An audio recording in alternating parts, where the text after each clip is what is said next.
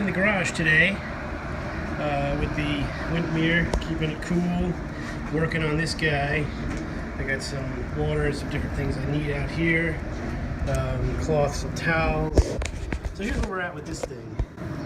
I hit it with some of the crazy penetrant stuff my brother gave me. I got the Allen key out, and we're going to see if it moves. I'm going to end up picking up one of those little three-jaw puller things. I was suggested that can help as long as you only do finger tight, you know.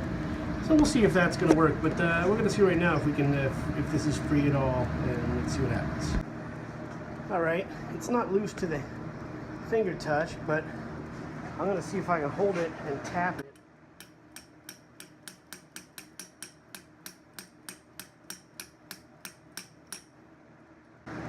Nothing's really happening on that.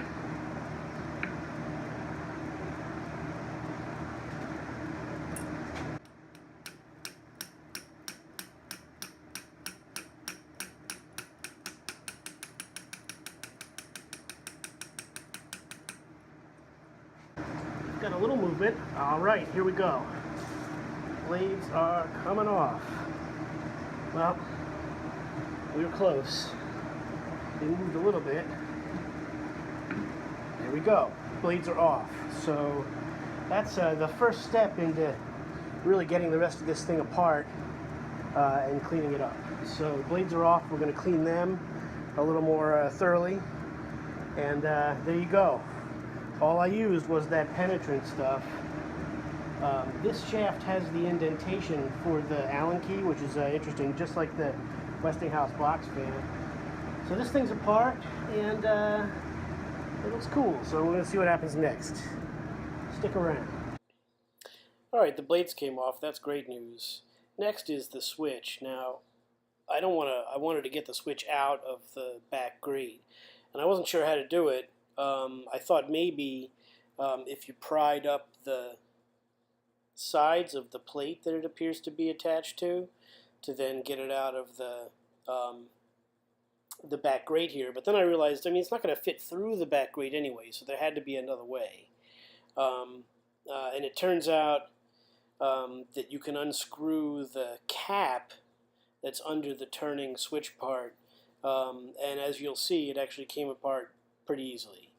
And hopefully it'll go back together just as easily.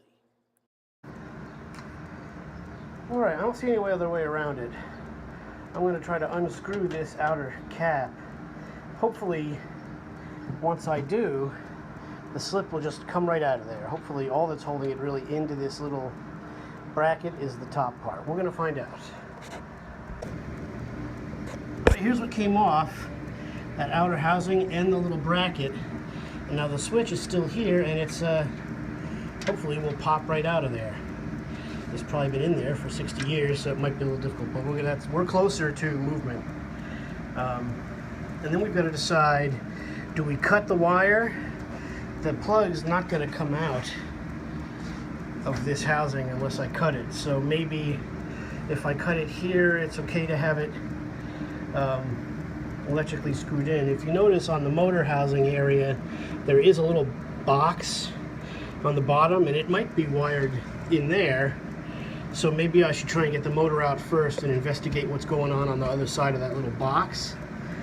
So that's the progress we've made. Again, there's the two parts that came off of the outside of the grate by the switch.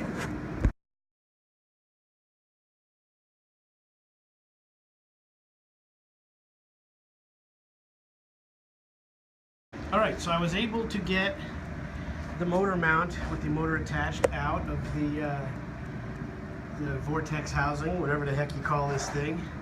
The rubber stayed on the motor mounts in most cases. It's hard to see, sorry about that. It's a little dark in here in the garage.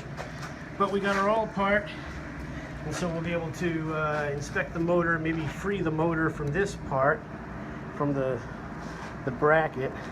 And what we're really interested in is finding out what's going on inside there, where the wires go into, finding out if we can